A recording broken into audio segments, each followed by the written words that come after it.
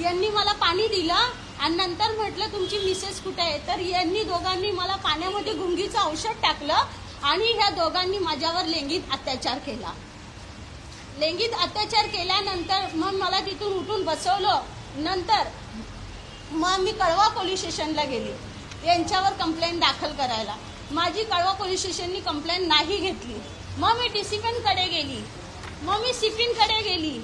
2-3 महिन्यापासून मी अर्ज केला. मग अर्जावरती मला मी यांच्या विरोधात अर्ज केला. मग ते काय बोलले, तू अर्ज कर, कंप्लेंट नको करू. मग मी अर्ज केला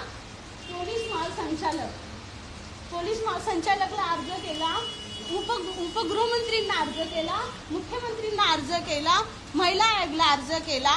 मग माझ्या अर्जावरती चौकशीला मला बोलवलं. चौकशीला कुठे बोलवलं? नौपाडा विभाग, प्रिया एसीपी दमाळे मॅडम, त्यांनी माझी चौकशी घेतली. त्यांनी मला चांगलं बोलले की आम्ही 100% गुन्हा दाखल करू, फक्त आम्हाला पुरावे जे जे पाहिजे ते पुरावे मी त्यांना दिले. पुरावे दिले, सर्व दिलं बरोबर. मग ते बोलले की आम्ही 100% FIR दाखल करू. हां तर बोलल्या. मग मी म्हटलं चालेल. मला एक विश्वास वाटले, एक स्त्री मला न्याय देते असं म्हटलं नाही की मला त्यांनी न्याय नाही, मला बोलले पहिला न्याय देतो. नंतर माझा जबाब घेतल्यानंतर मला बोलले 8 दिवसांनी ये पुरावे घेऊन. मी पुरावे घेऊन गेले, सर्व दिले पुरावे, एव्हिडन्स सर्व. मग त्यांनी मला सांगितलं. मग मी म्हटलं मॅडम जबाब देऊन तर एवढे दिवस झाले, तर तुम्ही का नाही कारवाई नाही करत तसं पण मला सांगा, तर मग माझ्या चक्र नको इकडे यायला बरोबर. तर बोलले आम्हाला वरून कॉल आलाय तेव्हा आम्ही तुम्हाला सांगतो कसं काय. मग नंतर बोलले बघ. मग एक त्यांची महिलानी माझी पूर्ण चेकिंग केली. चेकिंग केल्यानंतर मला प्रिया एसीपी दमाळे मॅडमच्या रूम मध्ये घेतलं. प्रिया एसीपी दमाळे मॅडम मला म्हणतात, बघ एका करता 2 एसीपी आहेत, आता तू त्यांच्यावर एवढा मोठा गुन्हा दाखल जर झाला तो तुझं आयुष्य बर्बाद होणार. आता बघ तू पण एक विधवा महिला आहे, तुला पण एक सुखाची गरज आहे. आता जे झालं ते तू इथं स्टॉप कर बरोबर. नाही तर जे तुझ्यासोबत झालं नको तुझ्या मुलीसोबत व्हायला. तर मी म्हणलं मॅडम तुम्ही एक वर्दी घातलेला महिला माझ्यासोबत असं बोलतात. हां बोल. मग मी तिथून बाहेर निघाली. तितक्यात एक त्यांचीच लेडीज मला म्हणते यांच्या दोघांवरती FIR होणार नाही, तुम्ही किती पण वेळा या, कारण हे वरपासून पूर्ण या दोघांनी सेटिंग लावले. ठीक आहे. मग नंतर मी अजून डिसिप्लिनकडे गेली, मग मी सिपिनकडे गेली. मी शुक्ला मॅडम महासंचालक मॅडम त्यांच्याकडे पण त्यांना पण अर्ज केलाय मी की मला तुम्हाला भेटून सर्व पुरावे द्यायचे. मॅडमला पण मी अर्ज केला, पण मॅडमनी पण मला भेटणार हे केलं, म्हणजे मला भेटतच नाही कोण. मग 3 महिन्यानंतर त्यांनी माझ्यावरती खंडणीचा गुन्हा टाकून ठेवलेला. तर खंडणीचा गुन्हा कसा टाकला, आम्हाला एक इंटरनॅशनल कॉल आलाय.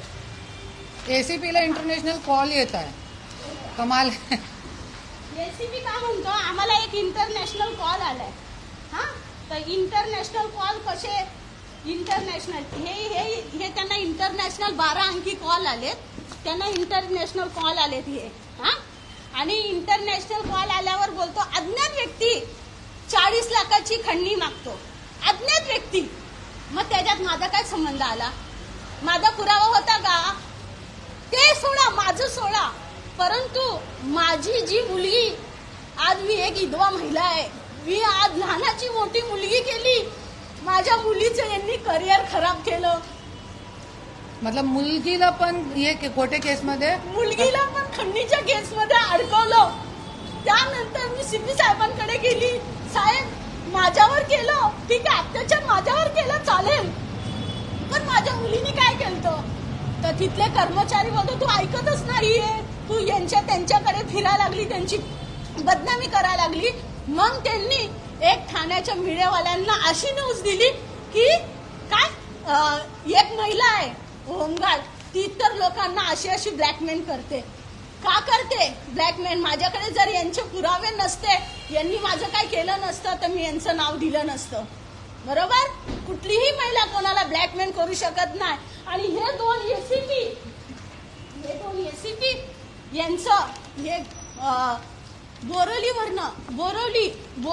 आणि इथून आपल्या घाटकोपर एक बांगलादेशी मुली आणतात. याचा जो रूम आहे ना, हा राहतो घाटकोपरला, हा राहतो डोंबिवलीला. यांनी फक्त बायका यूज करण्यासाठी पार्शिकमध्ये एक रूम घेतलेला आहे 2 BHK. त्या 2 BHK रूम मध्ये 2 बेडरूम आहे, 2 AC आहे आणि एक दारूची कपाट आहे, ड्रिंक पिण्याची कपाट आहे. आणि यांच्यामध्ये हे रात्रीचे बांगलादेशी लेडीज आणतात, 16, 15 वर्षाच्या मुली. ते पण आपल्याकडे पेनड्राईव्ह आहे, ते वेळ पडला तेही मी मीडिया समोर देणार. आता मी यांच्या डिपार्टमेंटची इज्जत झाकली असती, परंतु मी ते बोलतात की लई लोकांना गुन्हा दाखल केला. आपण कोणावर गुन्हा दाखल करू शकतो का? नाही. आपल्याकडे एव्हिडन्स असल्याशिवाय जर आपलं कुठला अधिकारी नाव घेत नाही तर आपण त्यांचं नाव घेणार नाही. बरोबर. माझ्याकडे एवढे खालच्या पातळीचे अधिकारी आहेत, एवढे खालचे. जेव्हा ताई जर बोलले ना ते मीडियामध्ये दाखव, तुम्ही सुद्धा, जनता सुद्धा त्यांना माफ करणार नाही. हे जर दाखवते ना एक महिला होमगार्ड ब्लॅकमेल करते एवढ्या अधिकारावर, नाही. फक्त ह्या दोघांना वाचवण्यासाठी ती न्यूज चालू आहे. या दोघांना वाचवण्यासाठी ती न्यूज चालू आहे. त्या न्यूजवाल्याला यांनी 3 लाख रुपये दिले की अशी न्यूज जनतेसमोर दाखवा. आणि जर 70 का 71 अधिकारींना हे फसवलंय तर त्या अधिकारींचे नाव कोण देणार? बरोबर की नाही. पुरावा पाहिजे. आणि कुठल्याही अधिकाऱ्याकडनं 1 रुपया म्हणशाल कोणाकडे मी खोटी केस केली असेल तर मला पुरावा द्यायचा. आणि यांनी एफआयआर मध्ये काय दिलं? न्यायाधीश, वकील आणि न्यायाधीशची टोळी आहे. आता तुम्ही लक्षात ठेवा, वकील आणि न्यायाधीश अशा वेशाच्या याच्यामध्ये न्यायाधीश वकिलांची यांनी मला पुरावा द्यावा. यांनी मला न्यायाधीशचा पण पुरावा देणार, माझ्या वकिलांचा पण पुरावा देणार. जनतेवरती मला भरोसा आहे, जनता आम्हाला न्याय देईल. आणि मी गृहमंत्रींना सांगते, जर यांच्यावर नाही एफआयआर दाखल केली 8 दिवसामध्ये माझं स्वतःचं आयुष्य मी संपवणार. आज महाराष्ट्रामध्ये खूप मोठा प्रश्न महिलांची सुरक्षासाठी निर्माण झालेला आहे. जरी रक्षक भक्षक झाले तो कुणाकडे महिला न्याय मागण्यासाठी जाणार?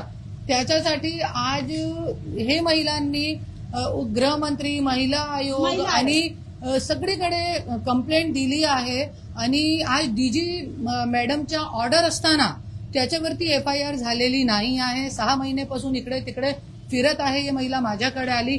मी पण स्वराज्य शक्ती सेना जे माझा पक्ष आहे त्याच्या माध्यमातून मी निवेदन दिलेलं आहे कमिशनर साहेबांना, ठाणे कमिशनर जे आहे त्यांना मी निवेदन दिलेलं आहे की तुम्ही 8 दिवसामध्ये याच्यावरती एफआयआर करा. DG मॅडमच्या ऑर्डर असताना तुम्ही कशाला एफआयआर नाही केली मला लेखी द्या. आणि 8 दिवसामध्ये जरी एफआयआर नाही झाली तर मी स्वतः ही महिलांना घेऊन मी स्वतः कमिशनर ऑफिस समोर अनशनवर बसणार आहे.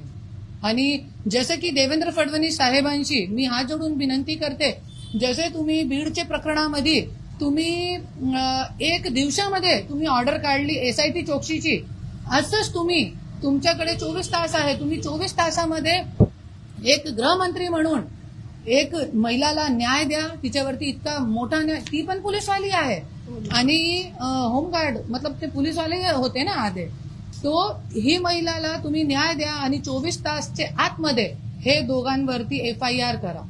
धन्यवाद. आता जज साहेबांनी ऑर्डर काढले. जज साहेबांनी ऑर्डर काय काढली? ह्या दोघांनी माझी बेल कॅन्सल साठी खोटी एफआयआर दाखल. जज साहेब काय म्हणतात की याच्यामध्ये स्पष्ट दिसतं ही खंडणीची केस यांनी हे बनवले, याच्यामध्ये मुलीच्या आईवर बलात्कार केलाय, यांनी फक्त यांच्या पदाचा गैरवापर केलाय. जज साहेब खोटं बोलतील का? आणि तो पत्रकार कुठला? तो बोलतो कोर्टाची ऑर्डर आहे.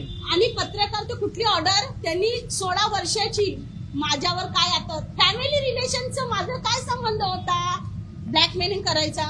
दुसरी गोष्ट, मग नंतर त्यांनी माझ्यावर 3 तारखेला एफआयआर केला आणि 4 तारखेला माझा अर्ज दप्तरी करून टाकला.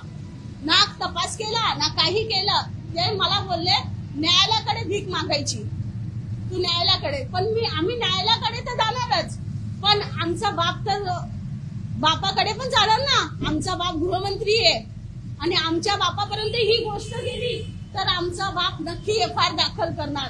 महिला आयोगाकडे आज 3 महिन्यापासून मी महिला आयोगाकडे जाते रुपालीताई चाकणकरांना भेटण्यासाठी, पण तिथले कर्मचारी बोलले ताई येत नाही, भेटेल तेव्हा आम्ही तुम्हाला कॉल करू. तिथली पण पायरी तुटली. शेवटी मला एक आधार उरला, ताईंनी मला आज तुमच्या समोर जनतेची